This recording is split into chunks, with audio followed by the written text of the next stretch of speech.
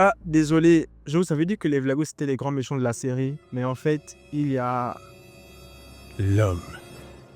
Selon ChatGPT, L'homme est un être inassouvi, mu par le manque autant que par le désir. Il ne se contente pas d'exister, il veut posséder, transformer, dominer, souvent au détriment de ce qui l'entoure.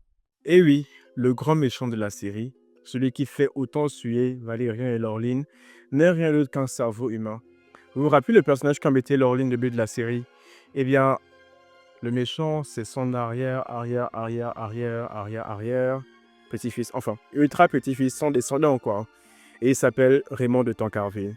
C'est un scientifique contemporain à l'époque de Valérian qui a décidé de jouer les savants fous.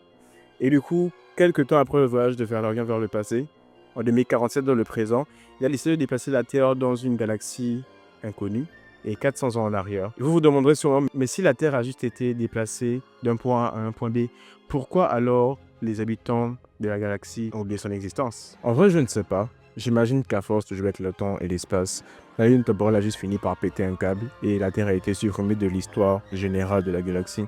Ce qui justifierait le fait de pourquoi les habitants de la Voie lactée oubliaient que la Terre existait un jour.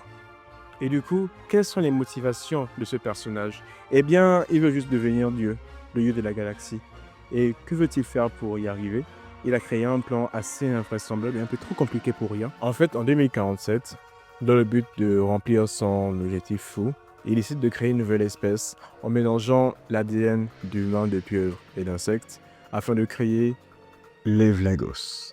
Oui, l'incroyable menace qui pèse sur les épaules de Valérian et Laureline a été en fait créée en labo en 2417.